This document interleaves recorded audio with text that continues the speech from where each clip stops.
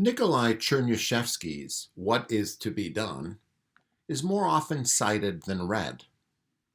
Most famously, Vladimir Ilyich Lenin, the father of the Russian Revolution, entitled a pamphlet after Chernyshevsky's novel. Chernyshevsky wrote What is to be Done in 1863 while in prison for radical organizing. Before beginning an analysis of this book, I would like us to situate the book within Russia's literary pantheon, and I suggest doing so in the following way. The book appears after Turgenev, but before Tolstoy and Dostoevsky. Turgenev's Fathers and Sons appears just before What is to be Done. And Chernyshevsky is in part showing the poverty of Turgenev's own reformist imagination. Turgenev is not radical enough for Chernyshevsky. They each have a character named Kirsanov, but Chernyshevsky's Kirsanov goes well beyond, is more developed than Turgenev's.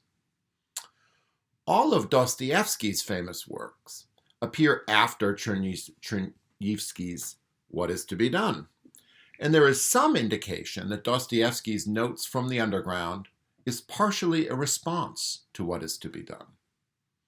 All of Tolstoy's great works, including his own book entitled What is to be Done, also appear after Chernyshevsky's. Both Dostoevsky and Tolstoy criticize Chernyshevsky's radical vision as inconsistent with human happiness and human nature, though each of them did much more than that. Chernyshevsky's novel must be understood in an even broader context than the Russian pantheon. What is to be Done is a utopian novel or a visionary novel, describing a future world to be hoped for and to be labored for. In this, it resembles other works of the 1800s, including the works of the Frenchman Charles Fourier and the American Robert Owen, whose picture itself makes an appearance in What is to be Done. All these works hold that the market economy is an obstacle to genuine free living, and they hold that contractual marriage, as it is practiced, gets in the way of free, loving relationships. In this, Chernyshevsky and the other visionary novelists and activists seek to improve on the principles of modern liberalism. Modern liberalism, they think, is founded on the absence of restraints or the removal of barriers, but it does not do enough to ensure that people will still be genuinely free to follow their own wills. Liberalism is more about changing laws and not about changing culture and opinion, these visionaries hold. Liberalism is aligned with modern science in hoping to conquer nature, but it does not go far enough into making a new human nature. These visionaries therefore see themselves as heirs to modern aspirations, completers of the modern vision, or inheritors of a revolution ready for its next phase. What began with Francis Bacon's New Atlantis reaches completion in Chernyshevsky's What is to be Done. This is essentially how Dostoevsky reads the matter too. Since Chernyshevsky is the effectual truth of modern science, Dostoevsky subjects modern science to a scathing critique. So Chernyshevsky is a late entrant into visionary politics. He is a translator of visionary politics to the Russian situation, and he represents ambiguously the endpoint of the aspiration of modern science to remake the world. What is to be Done is indeed an inspiration for generations of radicals. It inspires radicals because it paints a picture of a new human future and a new, beautiful human character. The book is about ends, not means. It is about moving forward toward greater human development. It is about overcoming the old ways with the help of comrades and transcending the assumptions of the old ways of life.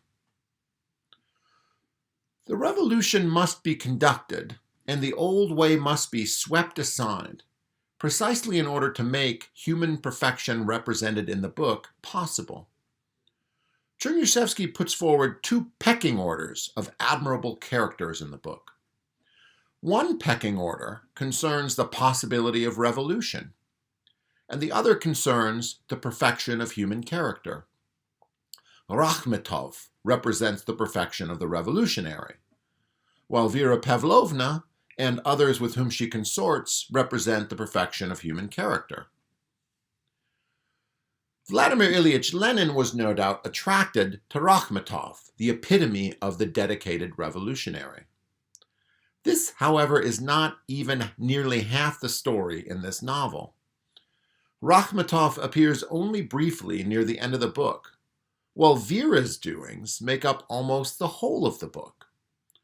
The crucial part is his treatment of what the post-revolutionary character and the post-revolutionary understanding of justice will be. Only after the revolution will people be free. Chernyshevsky is trying to draw us into that understanding of freedom that will predominate after the revolution. That is the crucial thing of the novel. A revolutionary dedicated to the revolution is one thing, but the vision of human perfection that inspires the revolution is quite another, and indeed that vision is higher and more important. Chernyshevsky embraces revolution as a means to achieve the human character that is the end. Vera is more important than Rakhmetov in that sense. To simplify, because there are several characters on the same level as Vera, let me say this. Vera is the end goal. Rakhmetov is the means. This is not one of those Russian novels with dozens of characters. There are only 3 main characters that will follow throughout the whole novel. Other characters are important, but only as they serve or hinder the development of these main characters. These main characters are Vera, Lupikov, and Kirsanov. Vera is the heroine. She begins the novel under the control of her mother and preparing for an arranged marriage. But she escapes her family and leaves them for Lupikov. There her life goes in 2 different directions. First, it moves toward a sedate, contemplative, and easy relation with her husband, though she does change husbands over the course of the novel. This points to the reform that must take place in love and marriage if society is going to be perfected. Second, Vera establishes a communal economic enterprise aimed at making clothes. She attracts many to this communal arrangement. This points to the reform that must take place in the economic realm if society is going to be perfected. It is notable that the book does not take on the political establishment overmuch. There is no third political revolution. Perhaps this is because Chernyshevsky was afraid of czarist censorship. Perhaps, and more likely in my view, he thought politics would be unnecessary in this post-revolutionary and free world. Let us understand this novel on a different axis. We all may be familiar with some of the great modern dystopian novels like Aldous Huxley's Brave New World. These novels show what we are missing in some future utopia. Chernyshevsky is drawing a picture of a future utopia. He wants this picture to inspire us to build it. And that means that his picture must be adequate and inspiring. Is it? Are the characters that he draws admirable? Are those who he would want us to be, if we could, choosable? Are there elements of human nature that would have to change in order to bring this new vision about? Are those elements good and admirable, or are they bad and best left behind? These are the questions that the novel raises. And let us now turn to Chernyshevsky's What is to be Done for some answers.